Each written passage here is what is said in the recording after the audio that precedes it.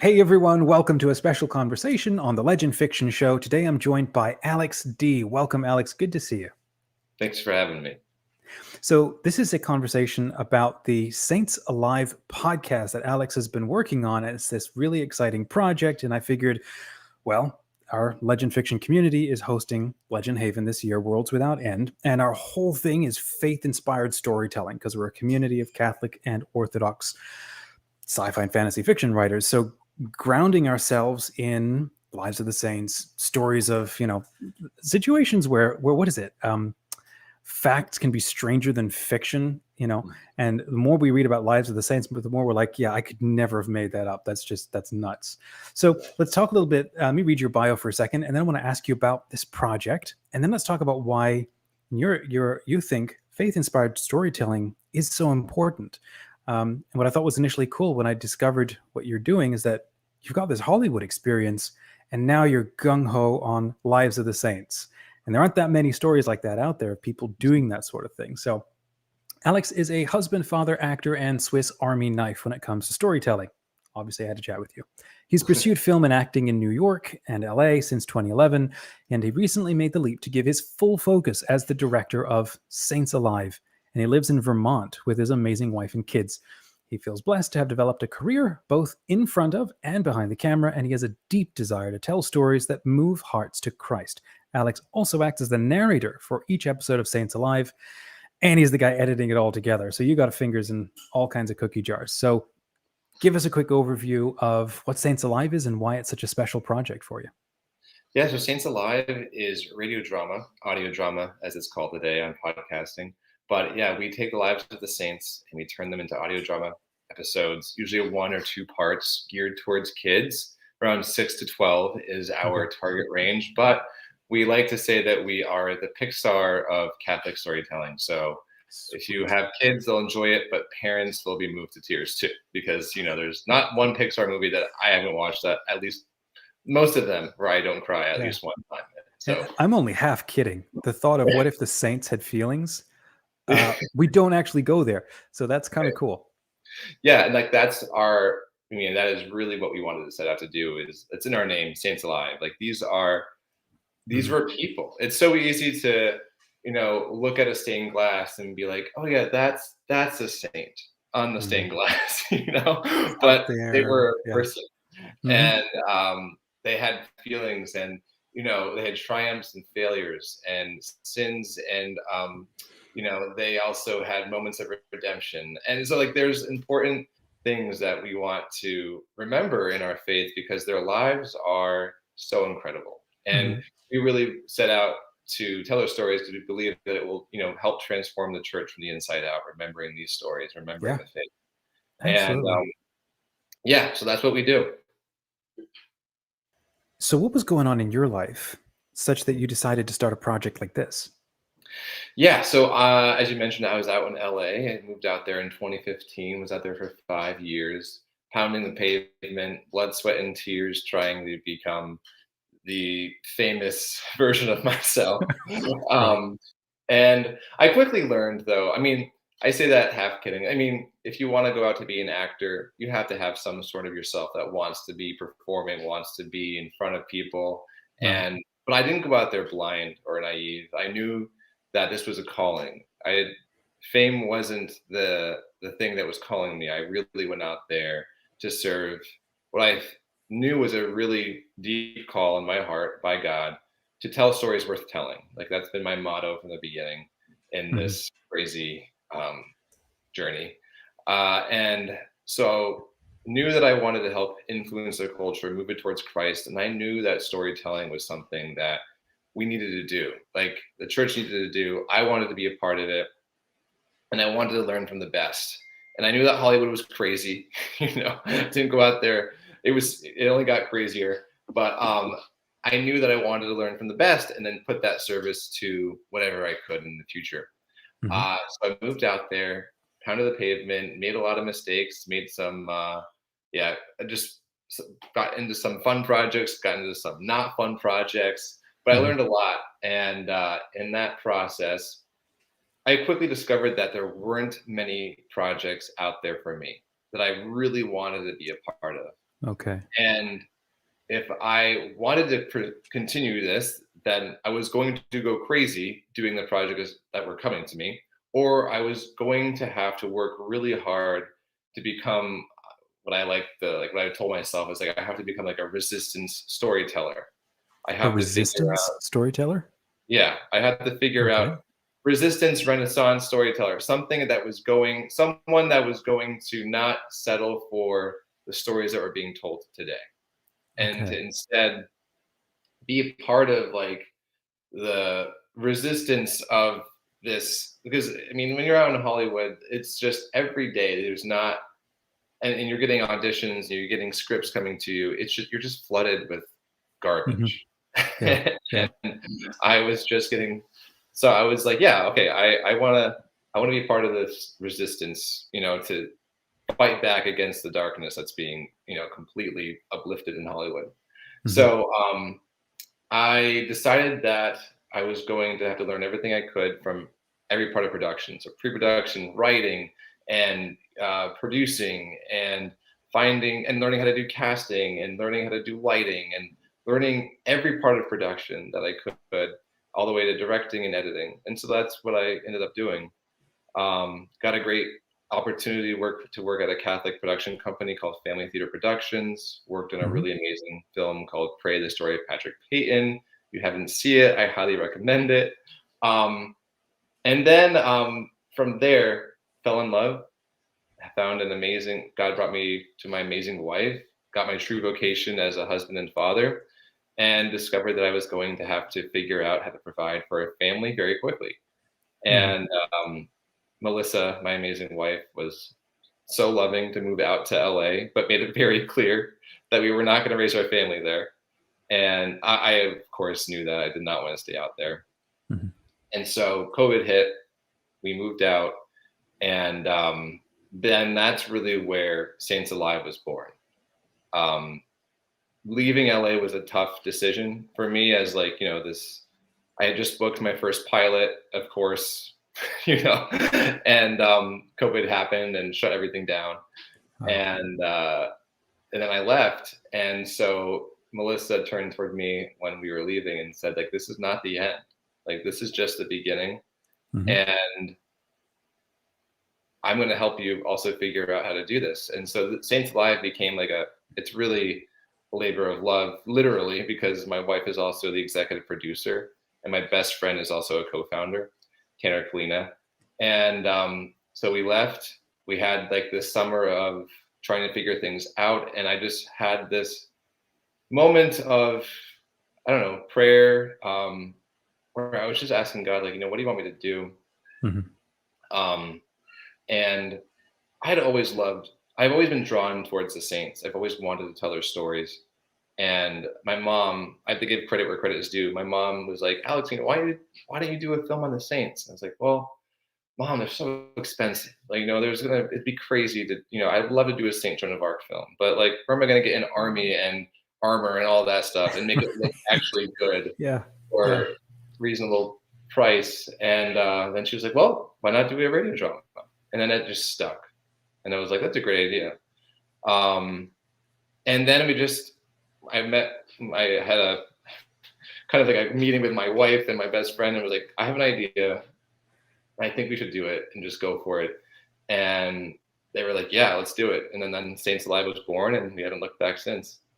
That's awesome. That is so cool. I remember once being reading something from Pope Francis talking about the saints, especially the saints of the last century, and he's talking about how saints are a mission from God to a Mm-hmm. people, to a time. And I know that we can also extrapolate that to every single one of us. If we could just get our work together and figure out what we're supposed to do, we'd find out the mission that we're also supposed to be fulfilling, because every single one of us are also a mission to a people, to a time. Who's the saint who first inspired you, like who just ignited that sense of, wow, I love this category of storytelling? Is there one particular saint, maybe Joan of Arc, that lit that off for you? Oh yeah, Joan of Arc is a major one. I always come back to her quote, like, act and God will act. Work and he will work. Um, Yeah, and just her bravery has always been super inspiring. Um, Honestly, there's so many saints. I feel like every time now that we do an episode, Hmm. like wow, that saint is like my new favorite. Yeah, yeah. But Hmm. um, I would say that like, oh man, one of the ones that yeah has really affected me has been Saint Padre Pio. He's really Okay. been one that I've come back to a lot. Just um, yeah, just his level of trust Hmm. in God, and yeah, obviously he was always he's a very mystic figure, and Sure. um, as a young kid, I think that I was like probably a little afraid of his story with his stigmata and everything, Yeah. um, and so it's only been recently when I've like kind of rediscovered his like yeah like he was a just such a brave figure in the level of faith that he had Hmm. and I just I've come back to really appreciate his story a lot. And so actually his feast day is tomorrow. It's funny. And we just re-released his episode today. It's a year old now, Hmm. and it's one of my favorites. You know, in having literal fights with the devil, and it's just like his life reminds us that like there can be darkness around you, and choosing to fight it is an adventure. It's not like he definitely showed that like fighting darkness doesn't need to be like scared. Like he wasn't scared, Hmm. and I think that's something that's good for us to remember Yeah. today, is that like it's easy to look at the world and be like, oh my gosh, it's a scary world out there. It's so, and want to close in. Hmm. And but I think it's important to remember that we're called to a glorious, brave battle, Yeah. and Yeah. do that. So he's one that I come to back to a lot. Gosh, who else? Honestly, there's I remember a quote from him where he said he got up in the pulpit one Sunday mass or something, and he was like, "If you all knew what went down in this church when you're not here, you would not walk in those doors or sit in those pews or something." In yeah, terms of the battles that he'd have going on. yeah, real battles, real spiritual battles, Hmm. and yeah, he was just amazing, and he's one of the I don't know. We've developed our storytelling a lot, but his story was one that really it definitely has influenced our storytelling since Yeah. after it. So let me come back to that. That's it. You said that you were trying to be sort of the Pixar of saints. There's a lot of things that happen in the lives of the saints that I don't know how you want to say this. They're not always family friendly because they're intensely spiritually developed or Mhm. really dark situations. So how Yeah, what is it when you say like Pixar for storytelling? What is the particular maybe inspiration that you've taken from Pixar, and then how do you either choose a saint or decide what to present from their yeah, lives? You know. yeah. It's a constant developmental process. Um, I I would say that our tone, like so Pixar, for instance, their stories are about toys and animals and bugs and cars and all of Elements. these Yeah. things, but they deal with intense emotional strife, and they Right. do it in ways that they don't sidestep it. Like they kind of go right at it. It's just that it's a car going going through it or Yeah. something. Yeah. But I think that like those stories would still work and be really, really impactful, even if it wasn't a fantastical thing, even if it was just a person. Mhm. I truly believe that. Like, I don't think that those stories are like, I don't think that they're just kid friendly because they're using bugs or animals. Like, I Right. don't think I think that's fun and it Mhm. makes kids naturally interested, but I don't think that that's like a requisite in order to make it family friendly. Um, we go through a lot of discussions and debates with our small team with like what to present and how to do it, because we one of our main things is like we will not whitewash a story as much as possible. Like for instance, Saint Lucy we did last year during December. It was like a highly requested saint, and I had never known anything about Saint Lucy, but she has got a very devoted following, especially among and like Swedish Catholics. And she has a tradition that's transferred here to the States. But at the end of she's a martyr, and was martyred for choosing to stay chaste for God. And at the end of her life, like they literally gouge out her eyes. And it was really hard for us to figure out a way. It's like, how are we going to do this without being gratuitous? So I think like that's what we've come to, is that like we're not going to hide martyrdom, but we're not going to gratuitously display it in a way that would be, I think, taking away from the actual sacrifice. Yeah. Right. But I think like there is a point where we can get hung up on the gruesome details and then miss the fact that all of that stuff was transitional. And the real point of the whole thing is their conviction to adhere either to what they believed or that moral or the promise that Christ made or something. That's the real point. And so, exactly. Yeah. And so we always orient their sacrifices towards the greater glory of God. Yeah. That's where it comes down to. And so that's not the end of their story. That's the beginning of their, transition into eternal life. Right. And so we always come back to that. Saint Paquita was another one that was difficult to do. How did you do that one? We had to choose how to talk about the abuses that she went through. So we just didn't get gratuitous into any of the sort of really horrific things, but we also did not downplay how we talked about it. We go through how horrible it was and the degree of suffering that she went through. Yeah. But it comes down to, I think, something like as kind of like an Alfred Hitchcock type of storytelling where like, not seeing everything is still very powerful, not explaining everything will still affect and move the audience in ways that you can't actually fully comprehend. And that's where we let the Holy Spirit do a lot of work there. We pray over every script, like many, many times. And we ask for the intercession of the saints when we're working and developing on these scripts, because we really want to do them justice. Wow. Yeah. Honor them. You said you've been out for, how long have you been out now? Over a year? Yeah. So we're coming up on our second year. Our second year anniversary will be December. Nice. Yeah. December. Nice. And then what's been the response to it? Have you been surprised by anybody showing up, maybe groups of people you didn't expect showing up and just being in love with it? Yeah. It's been, the response has been incredible. I can't say that any more than that. It's been incredible. I did not expect, even from the first episode, we had like crazy response. We did no marketing. We sent it off to no marketing.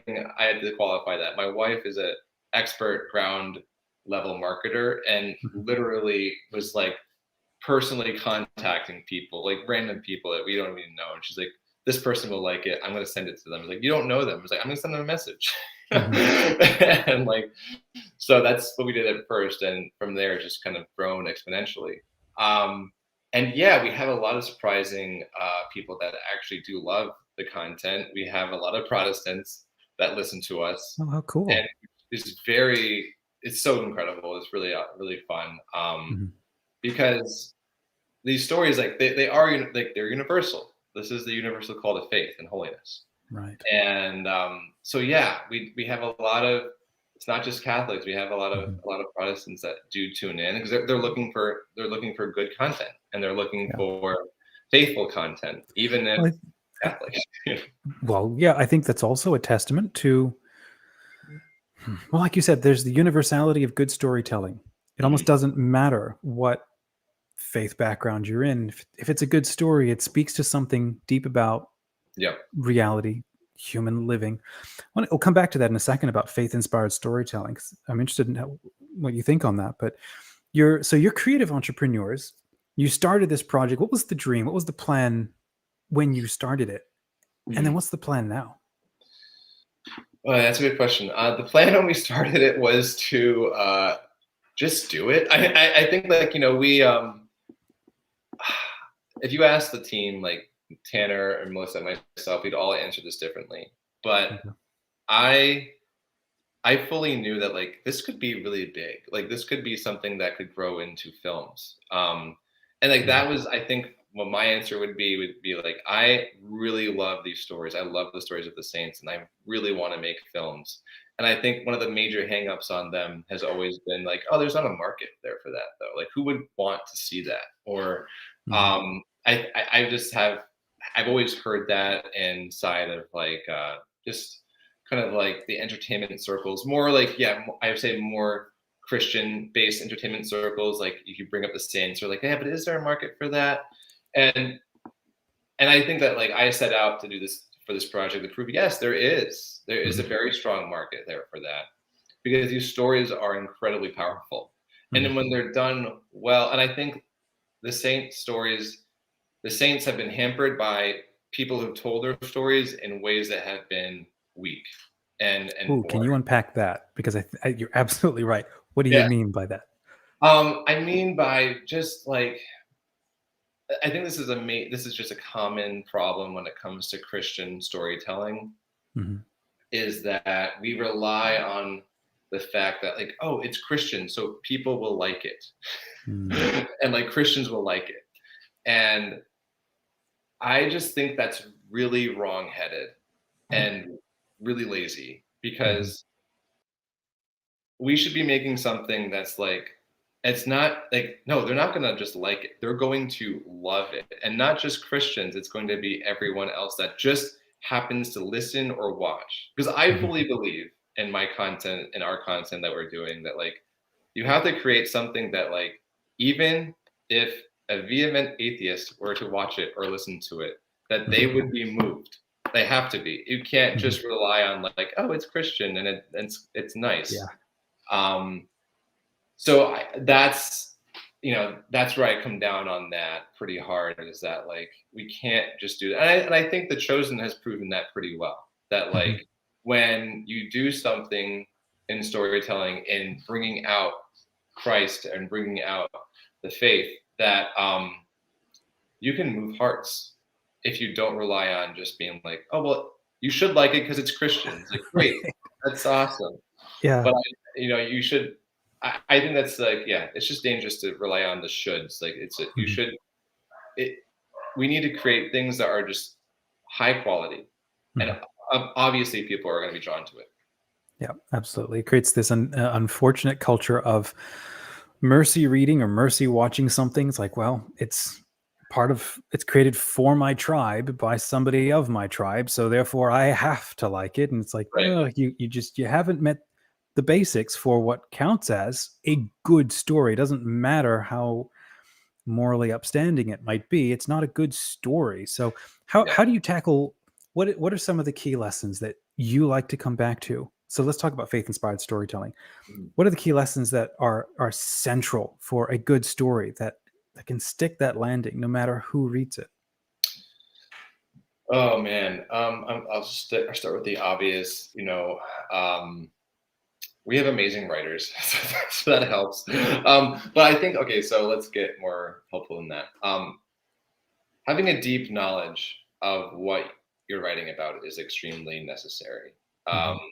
there's been many episodes that we've done where, like the theological stuff that we've been able to bring out would not be possible if I was doing this by myself. I don't write the episodes. I take the episodes after the writing process. Melissa, the executive producer, she's written a lot of them. Then we Mhm. have Tanner as a writer as well, and some other amazing writers too. Mhm. Um, but what we do really well is focus on each other's strengths. So, for instance, Tanner's extremely funny.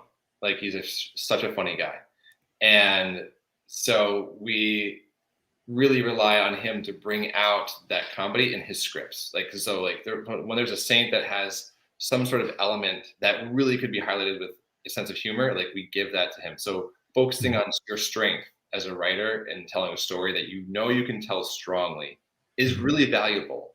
And I think that a lot of times actors fall into this too. I used to fall into this, is that you try and go against your type to prove that you are a good writer, to prove that you are a good actor. Like, see, I did this and it's totally out of my wheelhouse, and I Ah. and so now I'm even better. It's like, well, no, first start on what you know really well. So we always focus on choosing strengths as to tell a story. Like what can we focus on as our strength, and then we focus on the saint, like what is their strength, and then match up writers from there. But I think like just kind of like story wise, I would say that finding the heart is the most important thing. And usually the way that it goes is like we find the heart in the end of the story and then work backwards from there. Interesting. Can you share a little why? I think because it's sometimes like, so in our process, what we've realized is that sometimes we like, for whatever reason, like a lot of the end of the story, like the end of the saints' lives, there's usually some moment there that is packed with like so much of their faith and so much of their kind of their essence. Right. And so if we can hold on to that and understand how to show that part, then we can kind of reverse engineer from there and figure out, okay, well, what needs to happen to go from here to here? And like that has been extremely helpful, to go through that, because one of the biggest, I think, things that I want to avoid in directing the story and editing the story together is get to the end and not have the ending be, I guess, justified. The ending needs to be justified by the story. Right. So like that's something that's been really helpful in helping us. So that's that's tough to do, isn't it, with like a biography?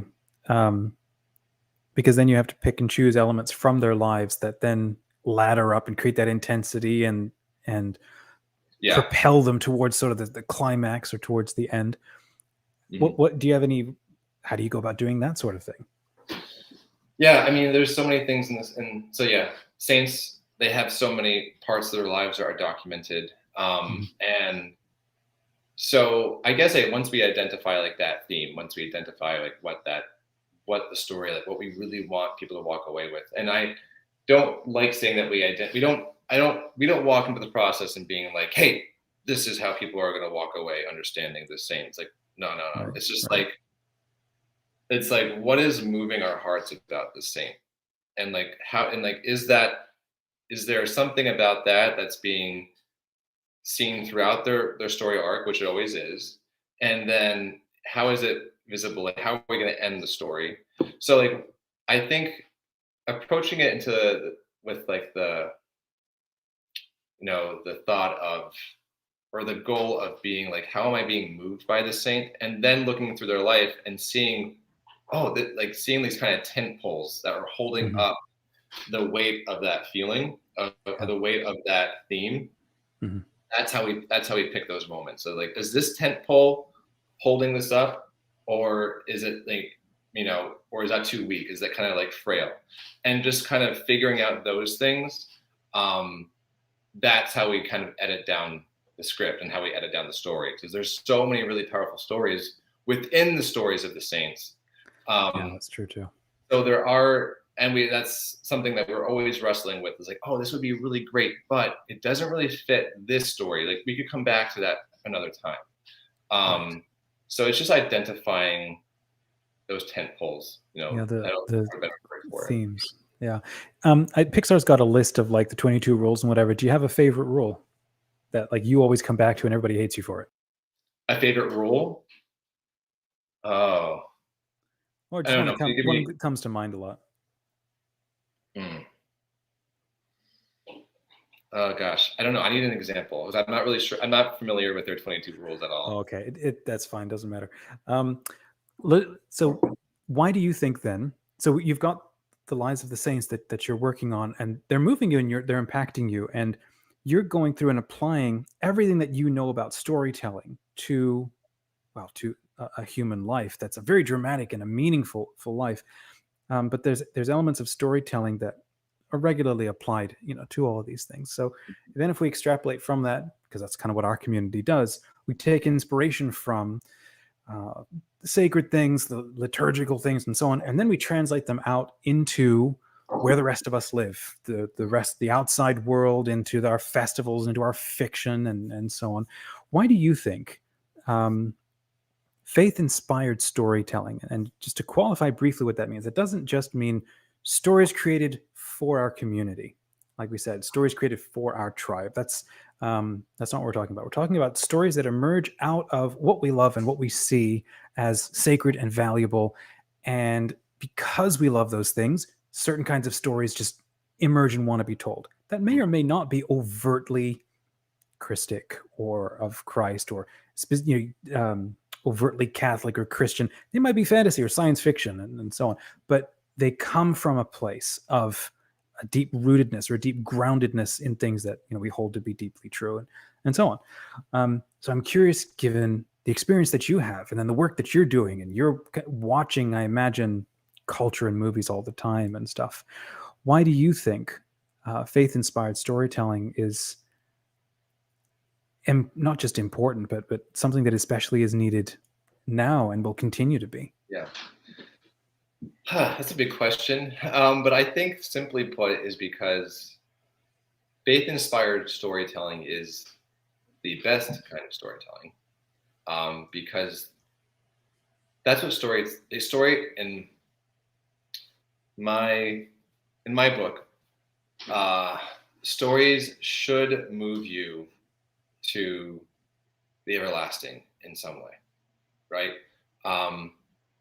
And that's what a good story does, is that it moves you towards this experience of God in some sort of way, whether that's like, oh my gosh, like this is amazing, like this is just like a great comedy, could just unpack like the joy of life, of just looking at life and being like, wow, this is a funny place to be, but it's so great.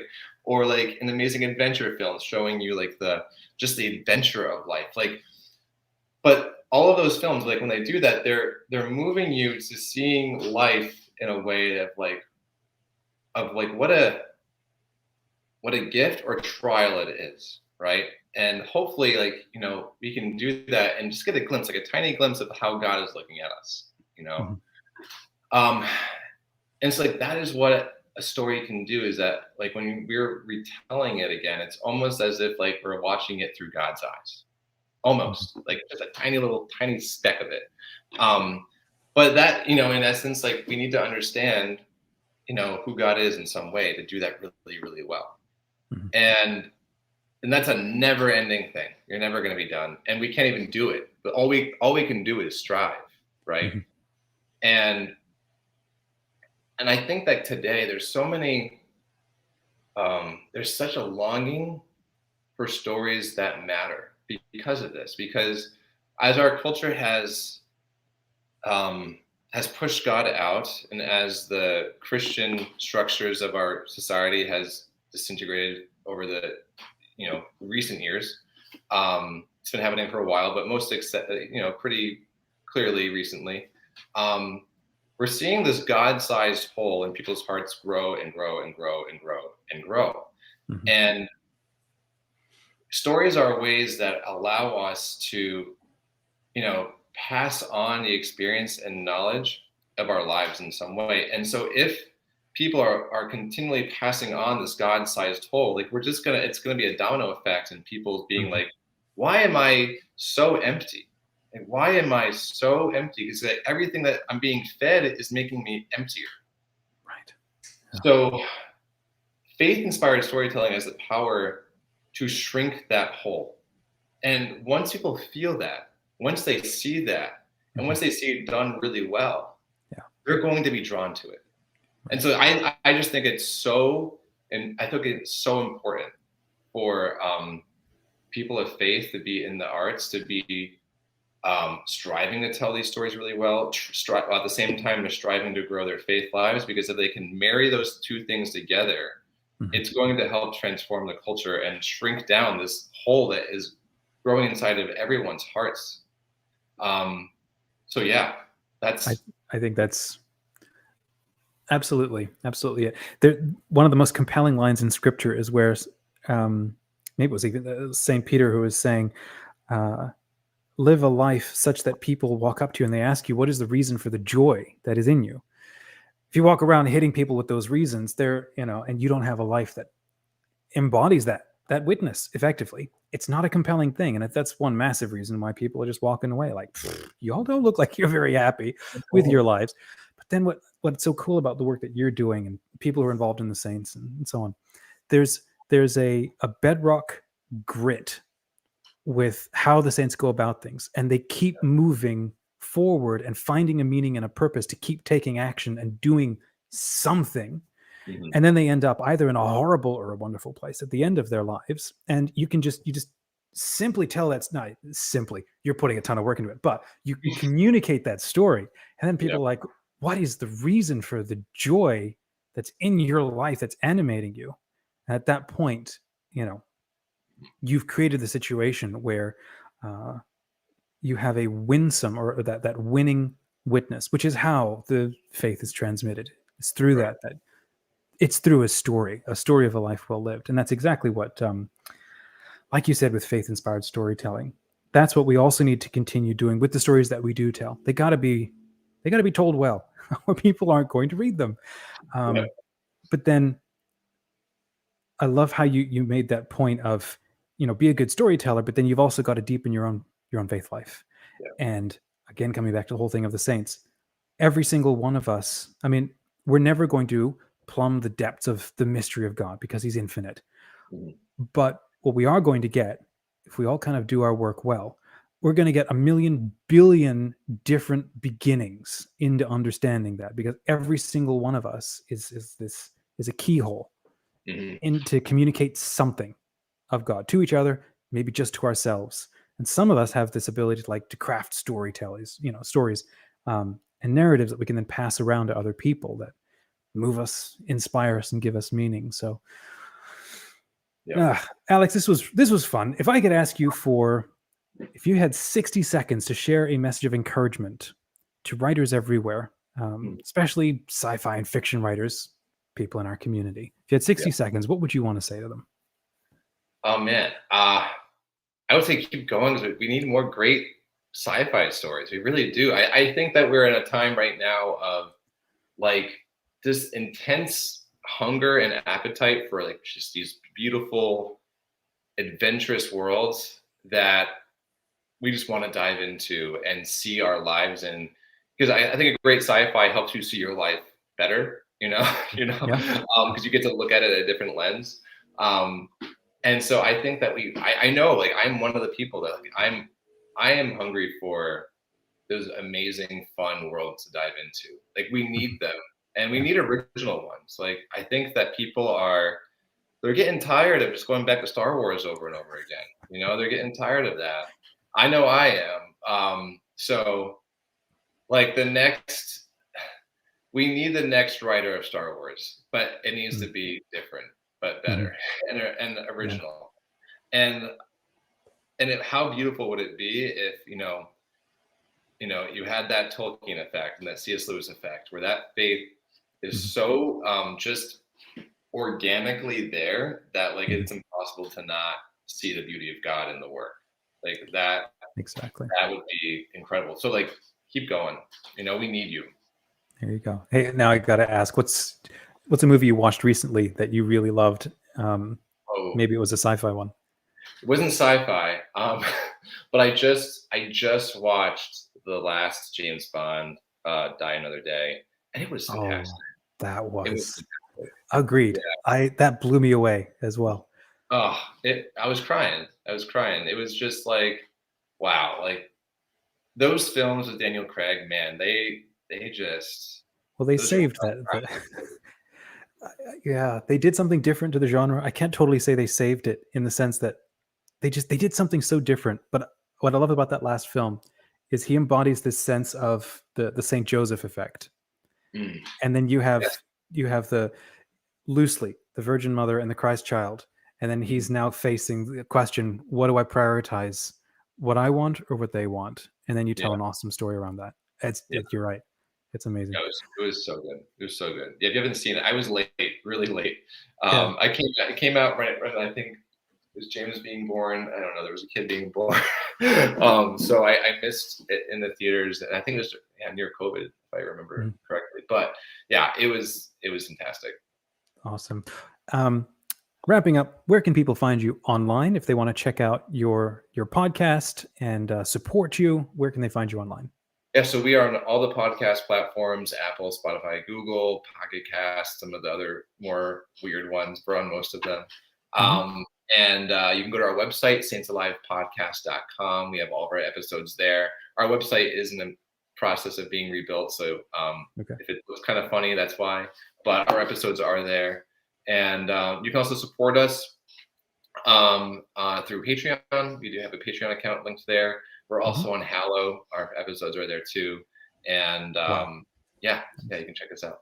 Brilliant. You've also got a store, and all of your beautiful art is available Yes. through the store, so people can check that out. So head over, friends, to saintsalivepodcast.com. We've got the links in the description, so you can follow them over. And then also hit the other link to come and join us for free at Legend Haven, which is the annual convention for Catholic and Orthodox sci-fi and fantasy fiction writers, hosted by our community, Legend Fiction. So we look forward to seeing you there.